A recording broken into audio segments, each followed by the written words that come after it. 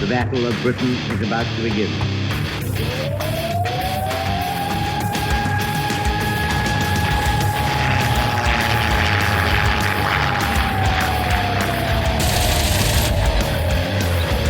We got tanks up there.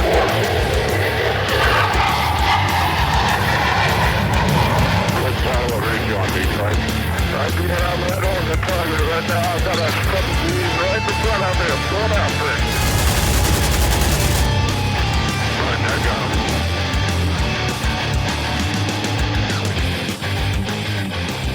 him. Welcome back to the Lead Pursuit Podcast. There are a lot of things going on in gaming now. Well, shit, there's a lot of things going on in the world right now. But tonight, there's a couple of us on that we're going to talk about Blood Red Skies. We're going to talk about aces. We're going to talk about the myths of aces and a lot of different things. I'm joined by the one and only Brett Cantor. Brett, how are you doing tonight? Oh, I'm doing great. It's good to have you in the podcast, man. And of course, Steve. Steve, how's life in the Great White North? It's great. We're coming up on spring here. We're going to be in a little, like Not 40 that degrees you're soon. counting. Yeah, exactly. Not that you're like, we'll be above freezing. It's going to be awesome. Yeah, it was 60 some odd degrees here today. It was wonderful. And Brett, I don't care what it was in Florida. I don't want to know. Probably was sunny and 75, I would guess, right? Today was rainy, nice. but just before yes. Let's see. I guess yesterday it was like 86 or something. Oh, It's God, hot. that's so wrong. That's wrong. But anyway, so a lot of stuff has been going on for Lead Pursuit. Now, I know some of the historical grognards have basically told us we have deserted them. We've sold our soul.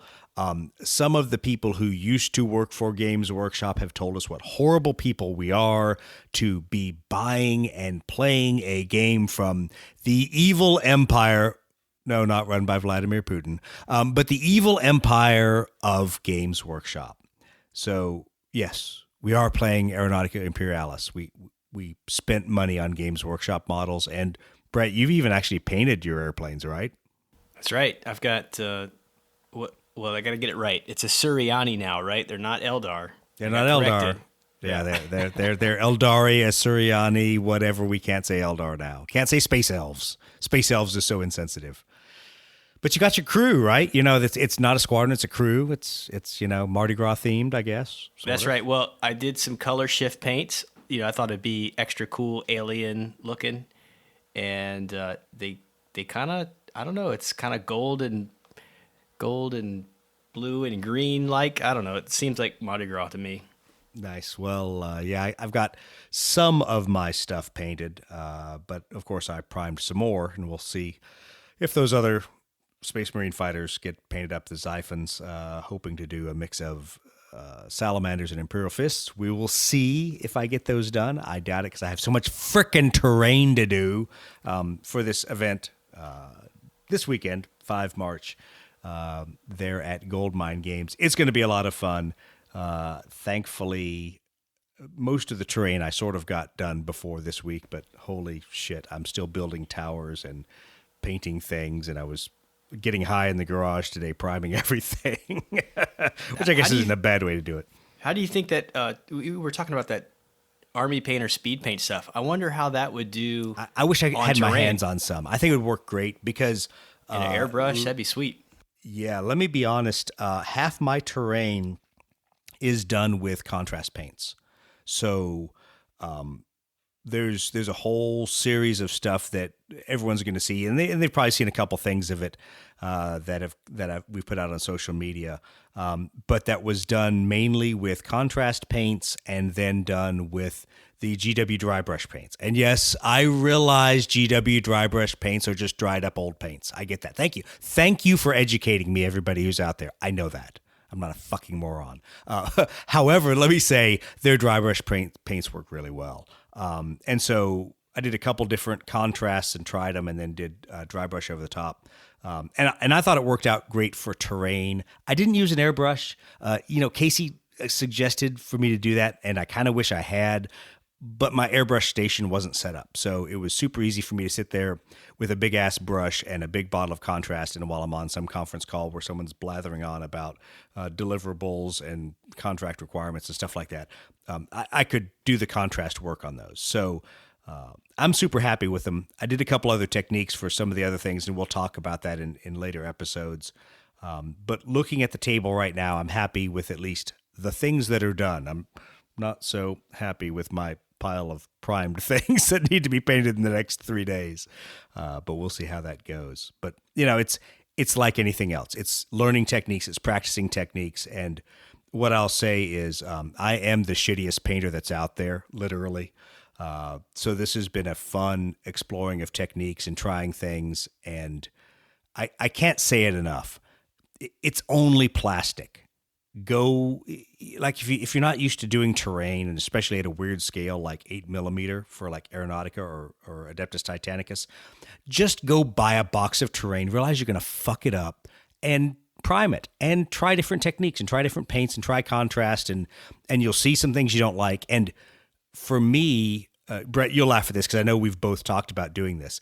You get to a point where you're like, I really hate how this thing looks. This does not look the way I want. But then what you fall back on is other techniques that can either bring out the edge highlights, bring out the structure of the model, or can change the tone of the model. Because quite frankly, after I used the contrast paints, there were some big flat areas that just looked terrible with the contrast paints. They didn't have enough detail. So you kind of come back and you figure out techniques to apply to those areas. So I think they're going to look good. It'll be fun. I think, I was kind of excited to try the shifter paints, and it was probably more operator error than anything, but they came out a little, I don't know what, fuzzy's not the right word, but they weren't perfectly smooth when I put them on with the airbrush, so I'm a little disappointed in that. But I mean, I like the look overall, kind of achieve what I wanted. I've seen a couple different color shift paint, I'll get it right, Asuriani, not Eldar, forces. And so it's been interesting for me to see some of them. I think the word I would use for yours is chunky. It's just like there's bigger blocks of the color. Some of them seem to be smoother. So I don't know if it's a mixing it with medium thing, what it is, because I haven't tried shooting color shift through a airbrush. But I've seen a couple different implementations of it. And to be honest, they all look cool in different ways. I'm going to make that culturally insensitive joke. It's kind of like for me in Beaufort, seeing everybody drive by in their hoopties, and everybody has different, paint schemes to them. Some of them look good, some of them look a little tacky, but you know what? They're all expressing their creativity. Yeah, I was kind of going for the tacky look. Tacky's okay. Yeah. I was thinking, a Suriani, super big superiority complex or whatever, and anyways, that's what I was going for, something that was like really kind of wild. But I think if I had it all to do over again, I really am kind of interested in either GW contrast or maybe those Army Speed Painter paints in an airbrush, and going for some of the wilder fantasy colors on these models in particular. I think you could probably get a quick and very nice result. Anyway, I've been impressed with the GW contrast on the fighters. I've already enjoyed it. I'm going to try it with the yellow. I'm gritting my teeth because I don't know that their contrast yellow is going to work out the way I want. Whatever. It's a modeling, strip it and repaint it. But I really want to try the Army Painter Speed Paint. And part of that's because I'm an Army Painter fanboy. And I'll freely admit it. There are much better paints out there. I like Army Painter because it's cheap, it's reliable, it does what I want. So most of the paint, other than the Krylon primer on my terrain, most of the paints that are on there that are not contrasts are Army Painter. So I want to see how their speed paint works out. I've seen the videos. It looks impressive. I'll be honest. If you're doing something that is a sci-fi army, it looks like theirs shoots really well. Obviously, you're not going to paint a historical, Air Force that way. But Steve, you've done bolt action stuff in contrast and speed paint type stuff, right? Yeah, I used the GW contrast for some bolt action U.S. paratroopers, and I like it. I've never really painted figures before, and I feel like they're definitely I don't know. I'd like to think they're a step above like tabletop standard. I mean, they're certainly not going to win any painting contests, but overall, I'd say they look pretty good. And I'm super excited to try the Army Painter ones because they're not like a $9 a model. So Yeah, no shit. There's that plus. That's been the worst part, is that there's been a couple colors I just wanted to try. And in fact, one of the colors I bought, I only used on one piece of terrain. So it's not been worth the $9 I paid for it. But, and maybe people get the GW colors better than I do. I don't know why my brain doesn't. I stand there in the Warhammer store here in Huntsville, and the manager is so freaking forgiving of me as I sit there and I stare at the paints and look like the RCA dog with my head canted 45 degrees, trying to pick the things that I all want to go together in line. I look at their chart and it still confuses the fuck out of me. Yet I go look at Army Painters, and both their speed paints and their regular paint line work in the same color triangles. And so the same groupings of 3 colors. So that makes sense to me. I can sit there and go, okay, I know that my base color is elemental bolt, so these other colors are going to be the ones that work with it. It just, for some reason, I can't crack that code with GW. Probably my limitation, not the paint line. But I think that's going to be one of my advantages to going to the speed paints. And I'll be honest, a little bit of my learning with contrast, painting things that aren't standard, is I think, and Chris is going to kill me when I say this, but I think with contrast, most people aren't thinking color theory, and they're just thinking, I want to slather it on. I want to be able to cover some big areas with it that have some detail, and then go to painting my metals or my highlights or whatever and be done with it. But what I found is, if you take the time and you plan your color theory out right, and you know what goes with everything, holy crap, the depth is there very quickly. And that's kind of why I'm glad I sat there scratching my head, looking like an idiot, staring at the GW paint chart, to figure out which of their dry colors went well with their contrast, et cetera, et cetera. And some of it was experimentation, as it always is. Because I'm sure, Steve, you screwed up more than your share of paratrooper models trying to find the right combo of, dry brush colors, contrast colors, things like that. Yeah, I'll tell you, talking about that, it's making me really excited for Adepticon. Signed up for some of the painting classes there, so I'm hoping to, put a few more tools in the toolbox coming home from Adepticon for sure. I'm just hoping to come back without a suitcase full of resin. That's all I'm hoping. No more resin and no more plastic. We'll see what I get. Oh, I got the VIG package again. Oh, did you? Yeah. No good son of a... Oh, Yeah. I hate you, Brett. So it'll really only be my first time getting it. I mean, I got it in 2020, but they canceled the event, so I didn't really get it. But Dude, you're going to walk back to the hotel and two dudes are going to jump out of the same car with you and mug you and take your VIG shit. I gotta bring an empty suitcase just to haul that stuff home. Well, that's always my point. And people laugh at me when I say it. I'm like, when you go to Adepticon, just suck it up and take an extra suitcase. And I don't care if you pack your regular suitcase and your big suitcase. What you do to get there, know that you're going to buy enough crap that you're going to want another suitcase coming back. So suck it up, Buttercup. Do it. Take an extra suitcase, because I know I'm going to buy a bunch of stuff. Yeah, this is my first Adepticon, so I think I'm doing the suitcase in the suitcase, and I'm just kind of, planning on an extra bag fee on the way back.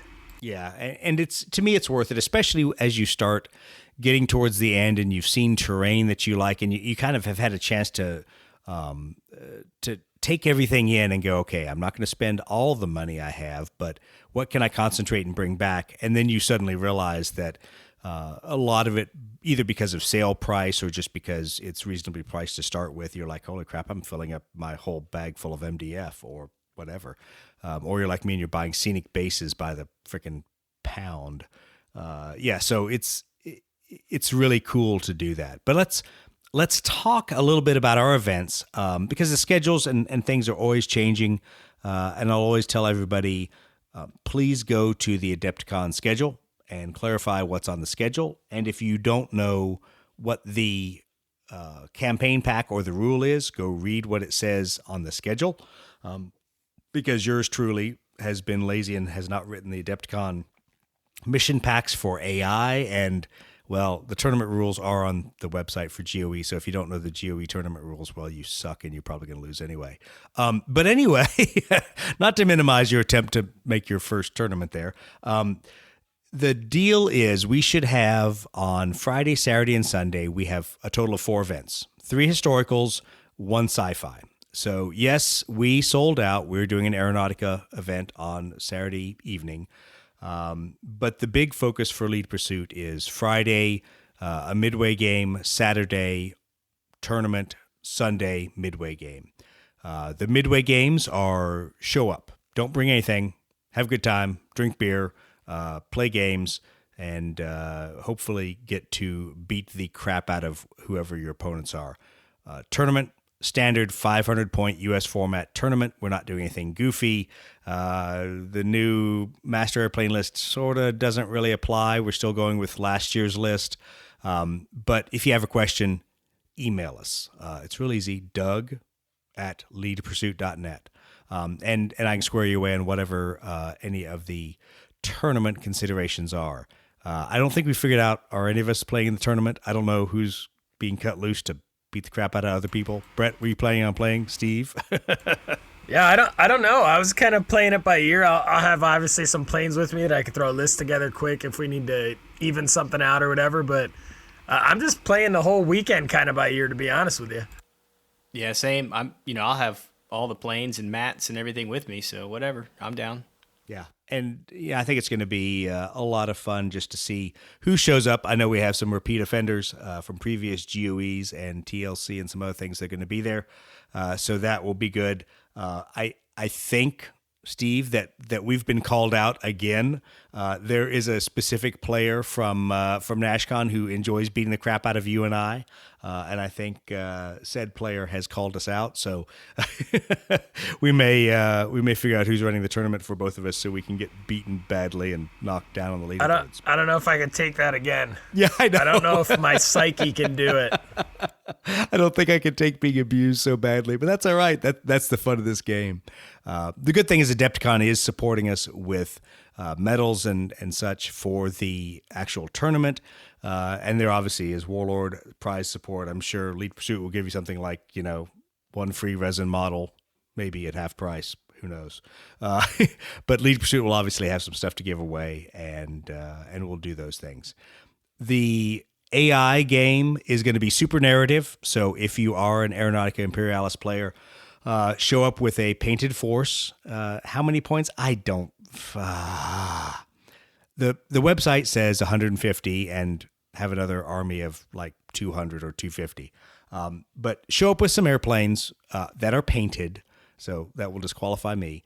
And we're just going to play a bunch of different narrative games, a bunch of different tables that have different missions, that have different, threats and different targets. And it'll just be a chance for people to have fun. Because thankfully, the Aeronautica Imperialis scene does not seem super tournament based right now, at least. So hopefully everyone's going to want to have fun, play some cool missions with cool terrain, and beat the crap out of your opponents. Steve, have you even started painting your AI forces? I have them about 90% painted in my mind. So the painting process has started. I'm actually really excited for the AI game because very little experience with it. Really excited to kind of, like you said, hopefully get together a day before and kind of we can all just kind of goof around with it. I'm excited. Your terrain looks awesome. The pictures look awesome. It should be pretty fun. We're getting in. Most of us are getting in Tuesday. Some are coming in Wednesday. All of us will be there by Thursday. So I think the intent is, at least amongst the Lead Pursuit crew, we're gonna play some games on Thursday amongst ourselves or whoever wants to show up at the tables, and have some fun. Basically get ourselves warmed up for the weekend's festivities, and then as everyone can, they'll play through the games. Those who have to leave early, we'll take to the airport and send them packing on their way. But at least I think Brett and I are staying through the entire weekend, so we'll be there to the bitter end, making things happen. Yeah. I'll be there through, I think I'm leaving Monday night, too. I might be the last one out. Yes. So, if you're on the last man. one out, then nice. We may leave you at the airport bar again as Brett and I bail on you. Send him to the local, postal place to ship our stuff. Yeah, to ship all of our stuff. It's like, hey, dude, go make sure all this shit gets sent.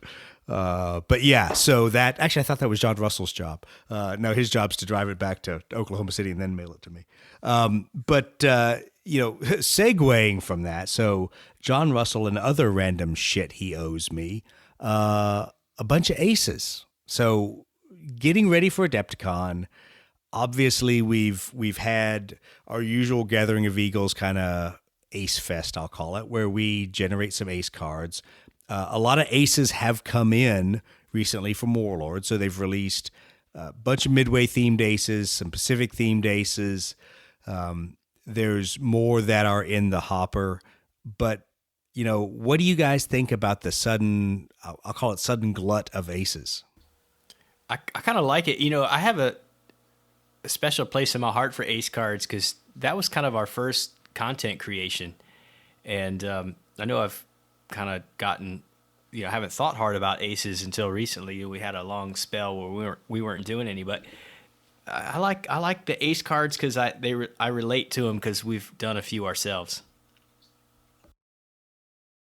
Yeah, I enjoy the ace cards that we've produced. I've really enjoyed the historical discussion around it. So, kind of like all things Blood Red Skies, Steve is the fan of history, Bud Light, or is he? Actually, he's more like the Zima of history. That's what I'm going to say. Right, Steve? You're the Zima of history? The Zima of history. Yeah, it's a great way to put it. I really like that term. The White Claw, maybe. Yeah, White Claw history. White Claw. He's not even Bud Light. He's full on White Claw. I like it. I really like that. We're just going to go with that from now on. Yeah, that's kind of my point is I'm not a super grog history guy, but I love learning about it, and I love studying it, and I love finding individual stories that I didn't know, or just cool historical facts about different battles, different actions that these ace cards have tended to bring out. And to be quite frank, I mean, we got busy with a million other projects in Lead Pursuit, and we stopped doing ace cards for a while. But I think there's been a renaissance, both for us saying, well, that's one of the first content things we created for Blood Red Skies to help the community expand their historical narrative games. But more importantly for us, it kind of seemed like there were stories that needed to be told. I think we, sometimes I guess we as gamers kind of, we may steal that and make that our banner too much. We're like, I just got to tell the story of the Battle of Malta, or I want to tell the story of Guadalcanal, and our games don't resemble any of those battles. But I think it's a cool way to explore a lot of that. So, and we'll talk a little bit more about the marketing behind aces and expansions and some other stuff here in a bit. But I think there's at least a recognition in the community that the both official and unofficial aces are value added to the game. I mean, what do you guys think about that? Just to kind of piggyback on what you said, like telling the story, right? So a lot of times the thought is, not only am I going to tell you the story of Malta or the story of Guadalcanal, I'm going to bludgeon you over the head with every piece of minutia I possibly can, right? Rivet the ace cards, counters. the ace cards are like the perfect way to be like, hey, here's something kind of cool that happened. Read this 600 characters on the back. And then it's a fun thing to add to your game, too. So the ace cards are kind of the perfect mix of both of those things, well, to me, they're the counterpoint of rivet counting. And, I'm probably stealing Brett's thunder here by talking about Warby Warburton here. But there's a dude who shouldn't even have an ace card by virtue of the airplane he's flying. Yet he consistently, with a frickin' Martin, Maryland, shot down enemy aircraft. So literally earns his ace status, not because he's a, quote, bomber ace, but because he knows shit down enemy airplanes. So I think there's a fun counterpoint to the what's the best airplane in World War II, rivet counting. The thing I have enjoyed the most about the ace cards is, especially when you do a little investigating to find these guys that you may have never heard of, right? I think even the novice has probably heard of some of the more legendary aces, right? But, there's some fantastic stories out there about guys you've probably never heard of before, and the stories are stranger than fiction. Like, I'm routinely reading into this stuff and thinking to myself, how is it every kid doesn't know how is it this was not portrayed in a movie? The story is so crazy. Anyway, that's been Well, I mean, it's simple. The reason it wasn't a movie because Steve, what was your favorite '80s movie? Iron Eagle, man. I thought it was Iron Motherfucking Eagle, man. Doug Masters for the win. Yeah. Well, I knew we had to get an Iron Eagle reference in here somewhere. But there's a point to that with a lot of the ace stories that, especially for me for World War II, are such average people that are in, above average situations. They're out of their depth, but they perform amazingly. And it goes back to the discussion we had with Corey from Cigar Box Gaming Mats of why I don't like Battle of Britain, because I think Battle of Britain is so overhyped in a lot of ways that the real story of Battle of Britain is a bunch of dudes who should have lost and got their ass handed to them by a professional Air Force actually beat the hell out of that professional Air Force. And that's not necessarily what's always told. It's a much different story sometimes of nationalism and national pride and airplane rivet counting, where you're like, no, these guys even took hurricanes up that should have been blown out of the sky, and they still won. Was there a Ghost of Dover? Yeah, there was no Ghost of Dover. There was the yeah.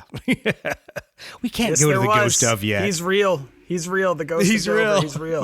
We can't talk about ghosts yet. That's in another 5 minutes. So before we go to more modern iterations of aces, Brett, what are some of the things that Lead Pursuit has in the pipeline for totally unofficial aces? And before you tell me, let me caveat this. Unlike Ken Nat, we chose not to go to Andy and ask for official status. And it's not because I don't like Andy, and it's not because I'm trying to poke Andy in the eye. It's because we truly felt these are kind of things that are community owned. They're not going to be used in a tournament. The point is not to make some official sanction of what this pilot or person's representation should be in the game. They're just to cause people to dig into the history and to find out more about it. So, no, they're not official. Andy hasn't seen them, and don't ask Doug because he doesn't care. Yeah, I think a lot of them were inspired by games we were either playing or content we were creating for like Malta or some other thing. And like, hey, wait, I've never heard of this guy, and he was important to this thing. Yeah. So we made a card, right? And the last GOE we came out with some cards. I think we did Herman Graf and Wally McLeod. But since then, we've made a whole bunch more, and soon we'll get a chance to see them. And hopefully, Doug, you can cover kind of what that's going to look like on the website soon. But I'll just kind of rattle down the list of some of the more recent ones we've worked on that we should be able to see soon. Folks could grab off the website soon. The first one is Adrian Warburton, Warby Warburton. You talked about him, right? This guy is the quote-unquote most important pilot in the RAF, right? So I'll just read the little synopsis of this guy, and you be the judge, right? So known as Six Medal Warburton, all of Warby's gallantry awards were earned while flying from Malta. Despite struggling with pilot training and some early flying mishaps, Warby would become the most highly decorated RAF photo reconnaissance pilot of all time. Warburton was described by the Air Marshal then commanding the Middle East as, quote, the most important pilot in the RAF, unquote. Warburton went missing over Germany in April 1944 while on a recce mission in a U.S. Army Air Force F-5B Lightning. So in the past, I think when we made some of our earliest cards, we tried to kind of associate the pilot with the aircraft that they flew specifically. Warby flew the Martin Maryland, the Photo Reconnaissance Spitfire, the F-5B Lightning, but so he would be multi-engine and single engine. A little unusual for this guy, like you said, because he's a photo reconnaissance guy, right? So we gave him +1 agility, cool under fire, and true grit. And and I think his is another one of those stories that you look at and you go, this is hard to shoehorn into a perfectly balanced game card, so we're just not even going to try to make it balanced. We're just going to have something fun that gives him some skills, gives him some abilities, and then we go from there. Yeah, he's funsies. He's probably one of the more like funsies kind of guys to have on there. But all of them really are ones that are not maybe ones you've heard of. They're not like, well, I don't know. Maybe not all of them, but anyway. I just got a crazy scenario idea with that. If you would do like him as an ace in a scenario and he flies his, scenario 0 Spitfire to a certain point, you get like high cover guys that come in or something. I think that could actually be, like you were saying, just a super fun ace card to kind of have some scenario utility there.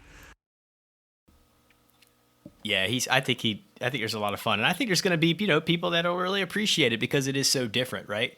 Kind of not mainstream, I guess.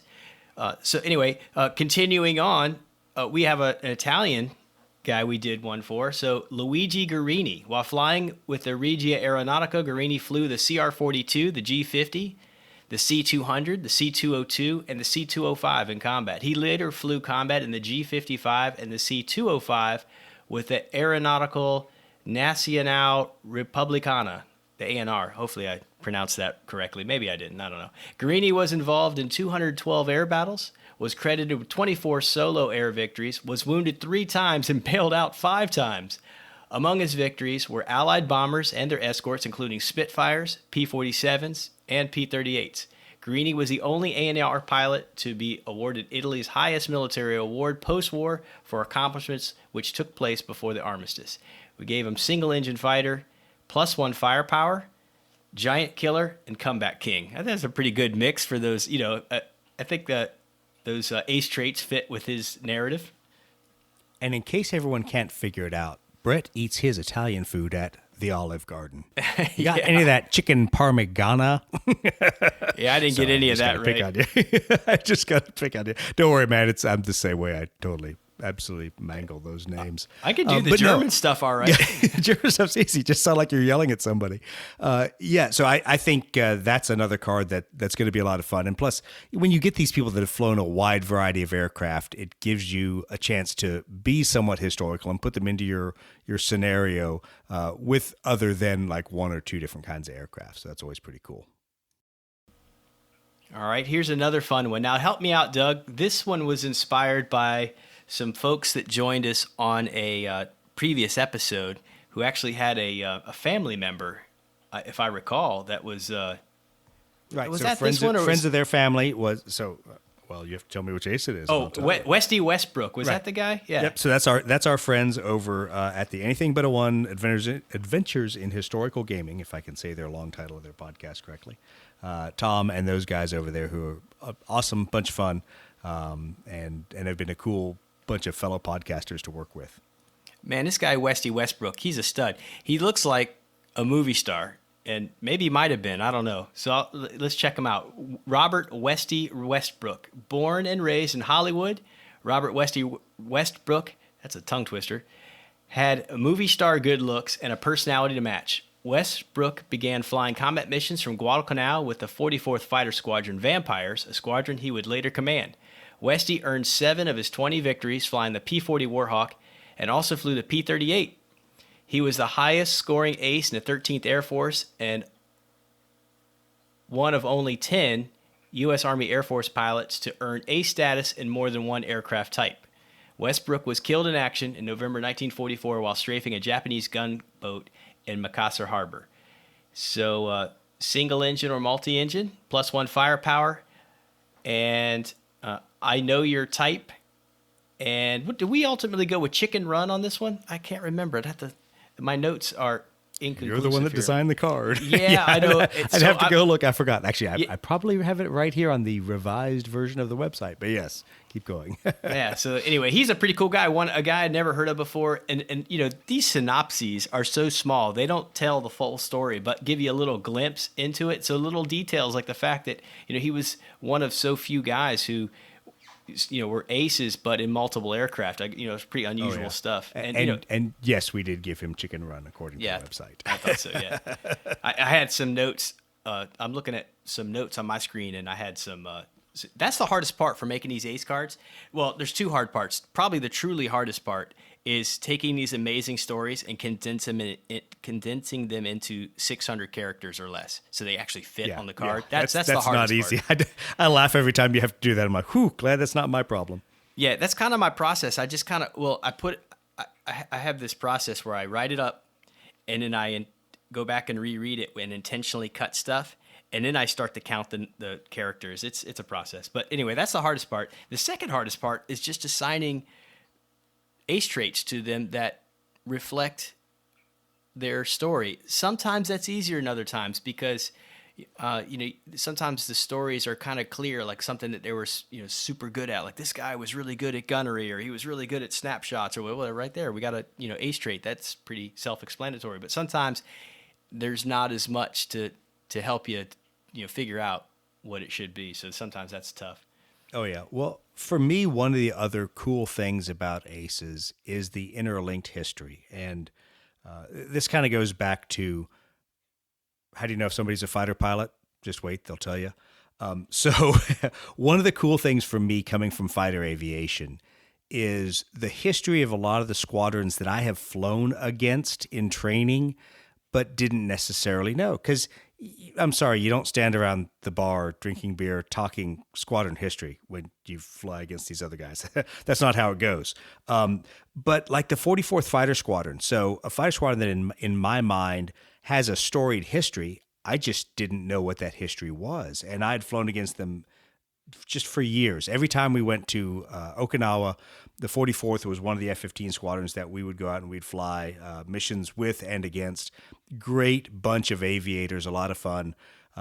But I never really knew their history. So it's always kind of funny when it comes full circle. And, Brett, you send me this card and I look and I go, 44th Fighter Squadron Vampires. I'm like, that's the same dudes that are in Okinawa now. And so that's kind of cool because a lot of times we tend to know our own service's history or our own squadron's history, and we don't know the cool things. So literally the 44th, who I trained with and flew with as a Marine aviator, guess what? They also flew out of Guadalcanal with the Marines. So it's kind of funny that units end up back together in the same AOs. Yeah, it's pretty cool. Another thing that I get out of these cards too, it really inspires me for some of my painting projects. So, in the research, it's pretty much impossible to not come across images of their aircraft and stuff like that. I'm like, oh man, next time I'm, painting that aircraft, I gotta make sure I paint one like that. So it's kind of fun. Here's one. Right, so what are the other ones? What else cool do you have for us? I got a couple more. This one's a kind of a departure. Here's one for Korea. You ready for it? Sure.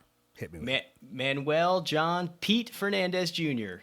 Yep. Manny Fernandez. Yep. Joining too late to serve in World War II, Fernandez, an advanced instructor pilot at the time, wanted to see action in Korea and repeatedly requested transfers to the war. The Air Force, reluctant to send its best instructors, denied his requests. In frustration, he began showing up late, drunk, or sometimes AWOL, seeking either a court-martial or a transfer to the war.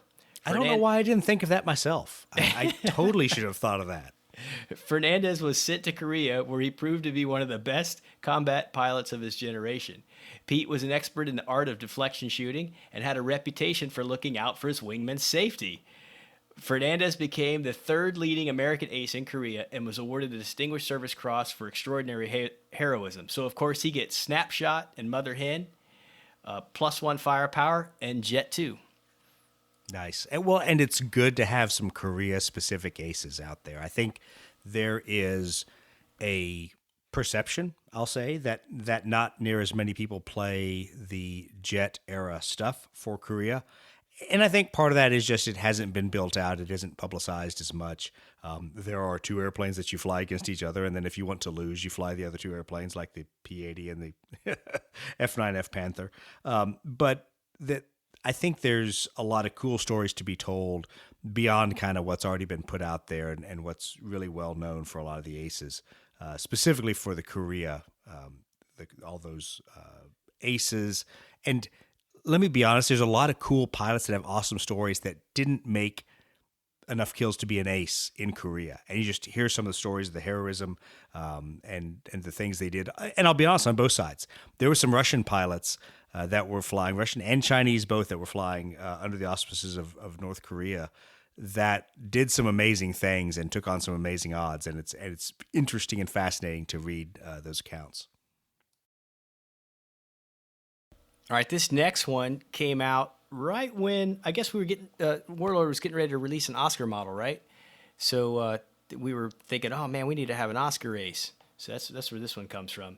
Satoru Anabuki, nicknamed Flower the Youth Flyers, Anabuki entered the war flying the Ki-27 Nate over the Philippines, scoring early victories against P-40s before his unit upgraded to the more advanced Ki-43 Oscar. In Burma, Satoru scored more victories, including a claim of 3 B-24s and a P-38 in a single engagement. Later in the war, Anabuki returned to action over the Philippines flying the Ki-84 Frank, where he downed at least 4 F-6F Hellcats. Depending on the source, Satoru's final tally of 39 victories makes him the second or third highest scoring ace of the IJAAF in World War II. So he gave him the right stuff in Giant Killer and +1 agility. Single engine fighter.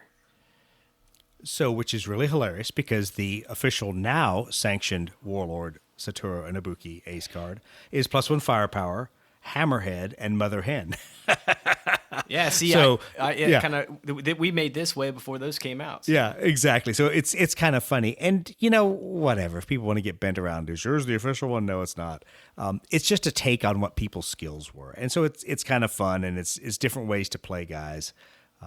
And I'll use that as the segue of getting overly wrapped around the axle about the historical representation of aces. Yes, Dan, I'm talking about you. So here is something funny that I find, and I understand why people get frustrated if an ace trait doesn't play well with the airplane the ace normally flies. I get that. Trust me. That is frustrating when either your ace trait reflects a trait you already have or just is a capability you can't use in your normal airplane. Yes, I hear you. I get you. Not my fault. But I think a lot of people go to that rivet counter level with the aces as if there's a right way to describe somebody's innate flying ability.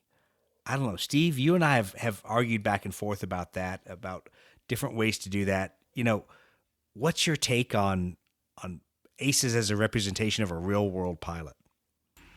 Yeah, I think you just got to make them fun. I think we're kind of going about the way that it's a game, right? And you want it to be fun to play the game, and you want it to add something to the game that makes it different than just playing the game like you were normally by rolling an extra dice, right? So it kind of feeds into that whole story, correct? Yeah. It's to me, it's all about the story. It's what is this individual known for having done, or what's some cool anecdote of one fight they were in that this is a technique or a tactic they employed. Brett, what are some of the new other aces we've talked about that may or may not be well-known fighter pilots? This next guy needs to be super well-known. I think Steve is actually a blood relative of our next one. It's Lance Cleo Wildcat Wade. I don't know. You want to say anything about this one, Steve?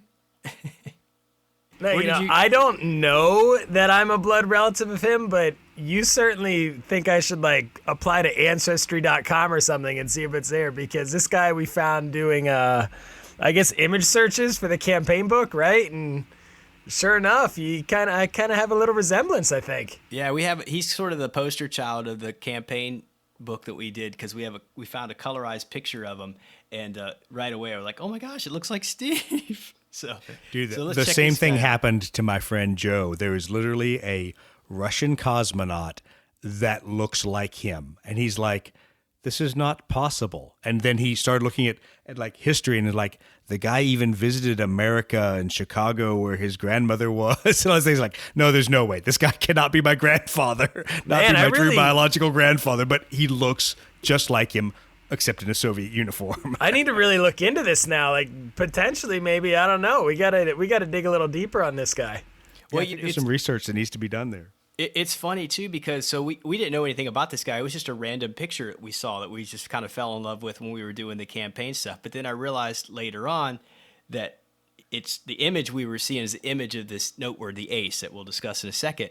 But when you hear the guy's story, all the stuff he did, it's just like out of the campaign games Steve and I have played. Like the crazy stuff that happens in our campaign games, this guy did it. And he's in our minds has become the poster child for our campaign system. So Let's see. Lance Cleo Wildcat Wade, one of Britain's highest scoring fighter pilots, was a former mule skinner from Texas. Given the name LC at birth, he called himself Lance Cleo Wade to satisfy RAF regulations. Turned down by the U.S. Army Air Corps due to his lack of education, he was accepted by the RAF in late 1940. Sent to Malta, then Egypt, Wade became an ace while flying Hurricanes. Wade was once forced to land 25 miles behind enemy lines when his plane was damaged, but evaded capture and returned to British lines on foot. Wade is credited with 25 victories and is the leading American ace to serve exclusively in a foreign air force. I love this story, you know. It's awesome. That's funny. That's He didn't even have a name. He had to make up a name Right. to fly, right? It's so crazy. Yeah. And, his whole story, I mean, there's so much more to his story about how he actually, he got his pilot's license on his own. There's all these things that happened, but he didn't get accepted, into the Air Corps. But the RAF took him, and he got it done. So we gave him I Know Your Type and Aggressive single-engine fighters +1 firepower. So just a cool cat altogether. Well, I think there's a lot of aces that have cool stories that may come from less than ace-like backgrounds, maybe, that make for an interesting telling. Well, Brett, do we have any others we want to talk about, or do we want to kind of talk now a little bit more of the big picture of aces? Yeah, I mean, I've got really only 2 more new ones. We could save those for later if you want. Whatever you want to we'll do. save those for another episode to leave everybody hanging on, wondering what's next. All right. from Lead Well, there's Pursuit. 2 good ones, 2 really ones that I'm especially proud of. I really like them. So good stories behind both. Well, so one of the things that I obviously alluded to a little bit earlier was people getting wrapped around the axle with, how do you represent the ace? I think there has been a fascinating shift in Blood Red Skies players as to what they think is important in the game. And I bring this up because I continually have this argument with various arms of Warlord. And I think part of the problem is because Warlord sells a lot of games to a lot of retailers and a lot of wholesalers who then ship to retailers, and their data doesn't necessarily get broken down by individual customers. And for whatever reason, maybe they don't see the same data coming in off their website, off the orders that people put in through Warlord's US and UK and overseas sites. But it's interesting because the 2 comments that have been made to me by Warlords or mouthpieces of Warlord, first was that, well, nobody cares about aces. And then we literally blitzed them with orders for all the Midway and Pacific aces. And another comment was, well, no one really wants the expansion decks. And I'm like, that's kind of a weird comment because, quite frankly, from where I sit as the dude that fulfills most of the Lead Pursuit orders and ships them out, gamers go through a couple phases. So everyone obviously buys like a starter set or the Airstrike book and some box of squadron airplanes. But very quickly, the next thing that most of the serious players seem to buy is an or 2 expansion decks and then dice, because you're all a bunch of fanboys and you just want your like themed dice. Or maybe it's because your starter set dice suck that bad, Brett.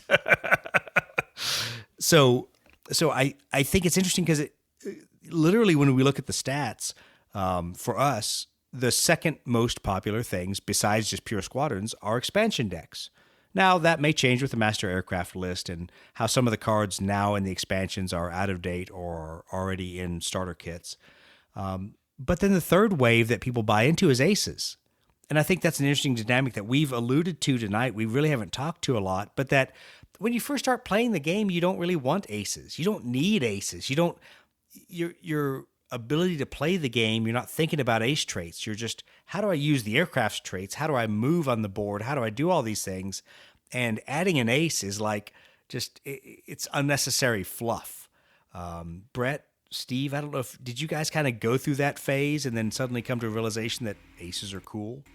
Yeah, I think, we've talked about it a lot, that the best thing that Blood Red Skies has going for it is truly like a sandbox game, right? It is like the Grand Theft Auto of tabletop games. You can make it whatever you want it to be, right? And when you start adding aces, if you want to go the scenario way or the thematic way, they work great. If you want to go into the tournament way, they can work for that, but Blood Red Skies truly is like a create your own miniatures game, and all of the aces and the card decks and all that just kind of feed into that.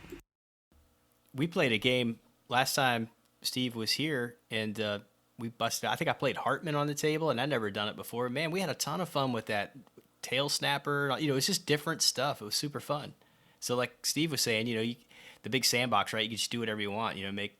Make some narrative game and pull out whether it's in a tournament or if it's just funsies games.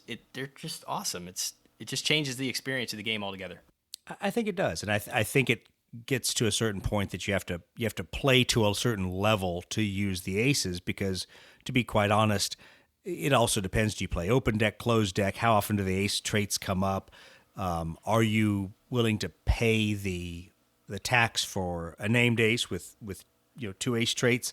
I think there's been a collective thought that wasn't worth the money, but I've also seen people use a named ace really well with 2 traits in a tournament. So I think just playing, even just in garage games or whatever, if you're playing the aces, incorporating that into your regular gameplay on occasion, that just like playing the different missions, or even just playing clouds differently, with the different weather cards than maybe a bog standard game, expands your experience with the game, and I think it just makes you a better player at the game, because you figure out combos that you never would have come across before. Yeah, that was like Steve's and my grudge match, where I played an ace heavy list, and it was a different style game because every time I played it, I was trying to play to those ace strengths, and so we got in one game that was a delaying action of hopping in and out of clouds until I could get Steve to blunder into range of my ace traits, and then the game took on a more conventional flavor. But I think it's a level people have to get to, and it's not that it's vastly more complex. It's just you kind of have to step back and say, okay, now I've got these 2 different traits. I've got some different abilities. This guy is not going to totally win the game for me, but I need to figure out where and how to build my strategy around him. I think that basic concept is what gives me so much joy in the few times we play a tournament game. It's not my primary way of playing, but when we do it, I really like it, and I think it's because I get to do these wacky combos or other things, considerations that wouldn't have come up in the campaign games that Steve and I typically play, and it's just fun. It changes everything a little bit.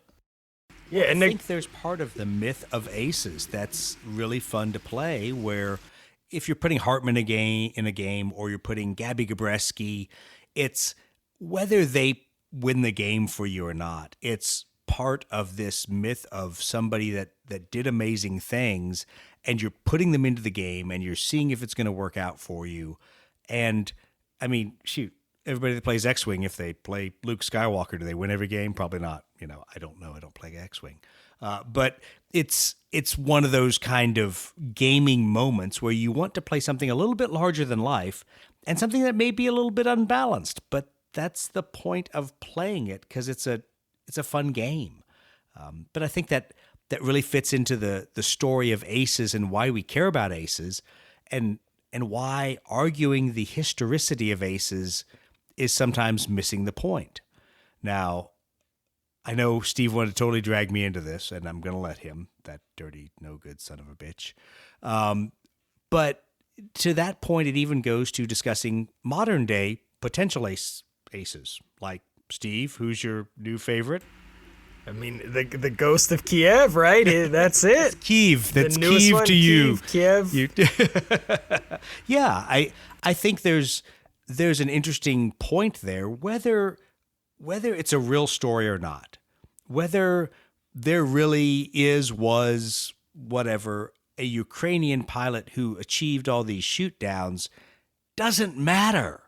It's the fact that there's a story, that there's a national narrative that inspires people, and that it's tied to a specific type of aircraft and a specific, times and dates of locations and actions.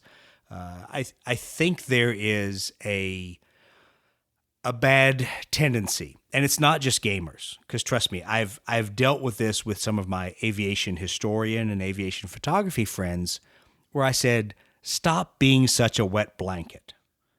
I don't care if the Ghost of Kiev ever existed. I don't care if he's totally made up and it's all DCS footage. Don't care. The fact is, it's a story. It's an urban legend. It's like so many things that have inspired people since the dawn of time. Let people tell the story. Let people live in the moment. And you know what?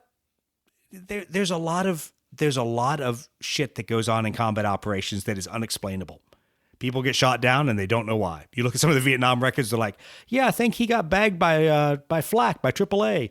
And in fact, a MiG-21 shot him down. But we didn't know that till like 20 years later. So I think with this one, there's a grain of salt you have to take with it. I know some of my foreign pilot friends who are more plugged into non-NATO, non-U.S. Air Forces, they assure me that he was a Ukrainian colonel, Colonel Alexander, call sign Gray Wolf, Oksanchenko. They assure me that he was real, that he was just killed in action the other day, that everybody in the fighter pilot group that was in there, that they all toasted him. I don't know. And to be honest, I don't care. I'm not going to go out there and rain on someone else's parade and say, there is no Ghost of Kiev. There's obviously some MiG-29s that fought against some amazing odds and actually bagged a few Russians. And I think that's the story to take away from it.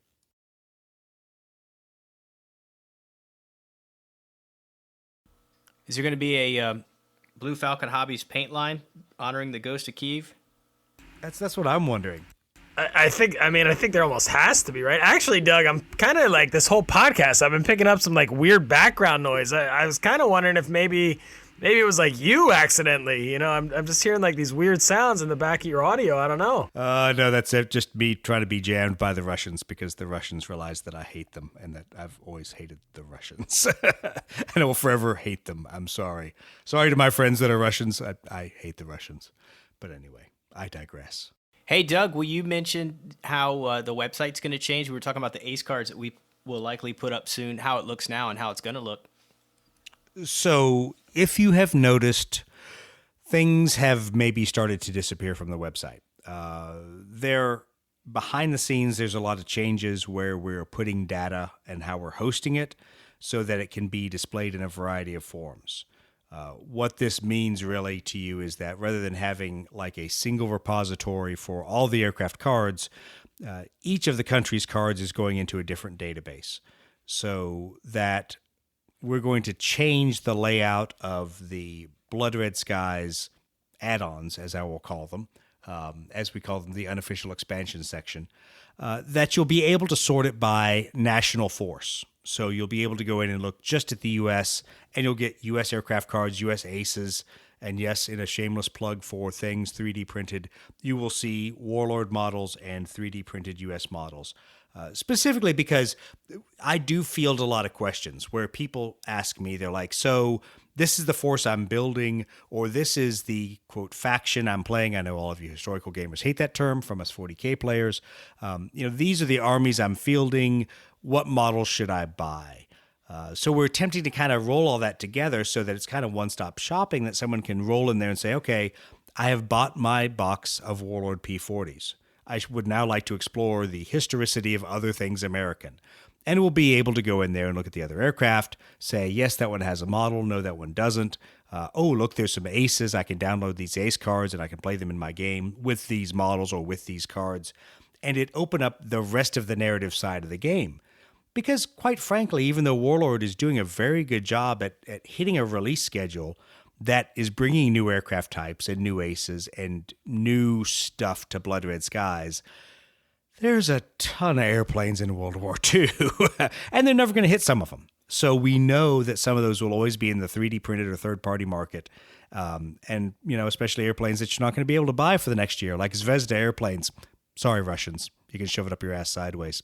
But you won't be able to buy those anymore. So there's going to be more aircraft that you're going to have to kind of pick and choose how you fit into your narrative, campaign, or tournament style games. Yeah, I think that's going to be great too. I mean, even just for me, I've never played any Korea stuff, and now hearing about that Korea ace, I'm kind of trying to think, maybe some Corsairs, some P-51s, some Jets mixed in. So yeah, I think it's going to be a great tool on the I website. think we need to, at another GOE, do more Korea. I know we did some last year at TLC. We did a little bit at GOE in New Orleans. Both were done with big red skies, so they kind of limit the size of the battle you do. Brett, you've got a bunch of, B-29s that we still have only fielded like once or twice. I think we need to do a Korea-themed event and bring out some of the history, some of the aircraft, and if, Brett, you ever give me an F-84 Ace, I will not play them. I'm still butthurt how my MiGs got just frog stomped by your Sabres. Yeah, well, sorry about that. And I just finished reading several books about B-29s and how they were escorted by F-84s, and yeah, I was robbed. I tell you, I was robbed. I was robbed. I think there's a good point historically there that I don't think we've necessarily explored in Blood Red Skies, is that there's some airplanes that performed well in an escort job, but were no match for the fighters that attacked them. So things like the F-84, the P-80, or the F-80 at that time, they provided a speed bump for the MiG-15s to go across that slowed them down by the time they got to the B-29s. So that it helped those guys out. But I think we need to do a couple more narrative scenarios with that. And maybe that's what we should concentrate at TLC, make it a Korean War kind of Blood Red Skies event. Assuming I can get Brett's models, because apparently you're deserting me and not going to be at Twisted Lords, but that's all right. And no, Brett, you're not going to have the vanity plate of Rough Ride. That's disturbing.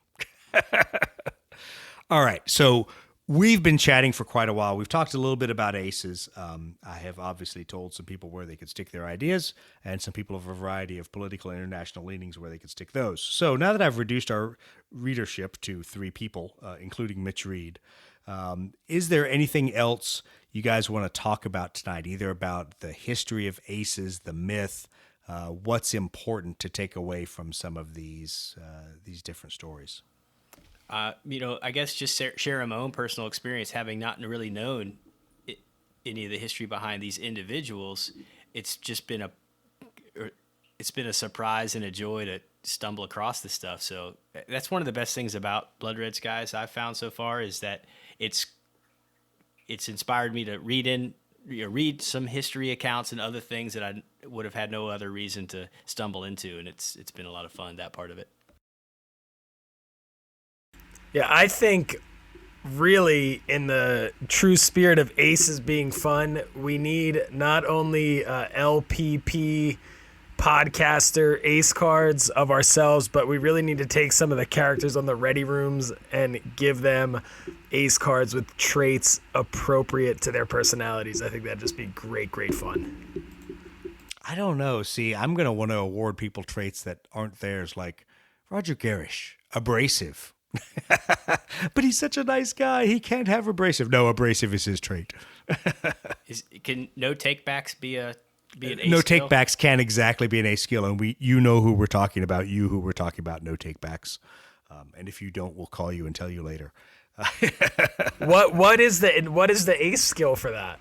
What is the skill for no takebacks? I don't know. I got to figure that out now. How no takebacks is a card. I'm not sure what that means. It would deny something. I don't know. Yeah, it denies a reroll card. Denies use of odd movement measurements or something like that. Oh, yeah. I am going to say one funny thing about transitioning to Aeronautica Imperialis from Blood Red Skies. Going from a free play, free movement game to a hex-based game, there are no fucking arguments about who's in what ace or who's in what arc. It's all on the fucking hexes. So it's kind of funny to go to that and not have to worry about, hey man, did you turn 45 degrees or 47 degrees? No, it's just all hex-based. That must put a huge hole in your strategy, though. I mean, sidestep I can't Doug, cheat. that Yeah, hurts, exactly. right? Old sidestep Doug. I can't bump your model and find myself suddenly in a tailing solution. Yeah, I actually have to follow the rules. It's kind of weird. But, that's the great thing about AI is apparently nobody else reads the rules, because half of the questions I field about AI, I'm like, paragraph 2 of the movement section specifically says how that works, or Did you read the section on firing? Read that section. It will tell you how you shoot. Yeah. So, like all games, nobody reads the rules. The last happy hour, somebody gave the hot tip. I guess players of bolt action typically use this laser device that shoots a laser line on the tabletop. So you hold it above the table and it shoots a straight line across the table versus like a regular laser pointer.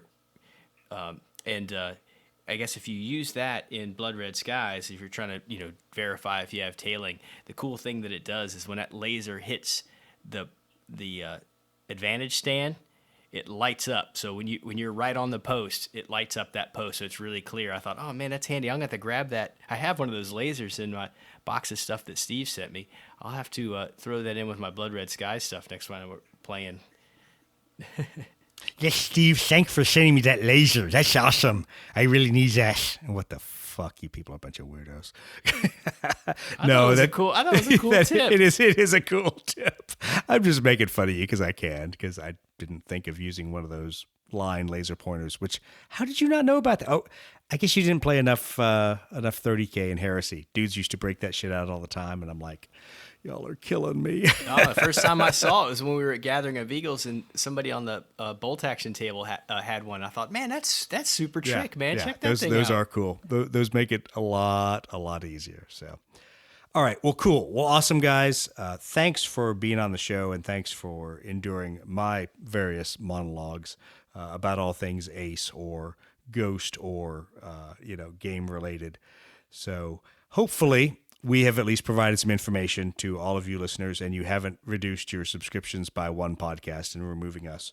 But we'd like for everyone to go out there, comment on the podcast. Received a lot of feedback in the last few weeks that has been super helpful to us about what people find interesting, what kind of games people play, and especially, this may sound a little self-serving, but especially if you are a player who doesn't have a big gaming group or doesn't necessarily have a lot of people that are playing Blood Red Skies, if you got questions, please reach out to us. I'll always answer the emails. If it's something I don't know about, I'll kick it to Steve. If it's 3D printing, Brett for a lot of the Ace and the history questions.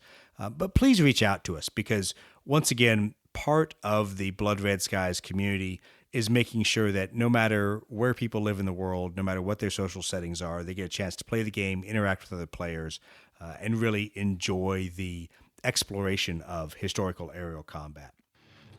Well, thank you, everyone, and we will talk to you in the following weeks. Steve got to see my models when he came to the house. Yeah, they're good. They look nice. See stuff. Your color shift models, your hoopty models. They got big tires. They look like the Mardi Gras. The Mardi Gras models. It's not a squadron, it's a crew. That's what I have to say. Exactly. Yeah, no Spelled kidding. with Don't a call them K. squad. Exactly. It's a crew.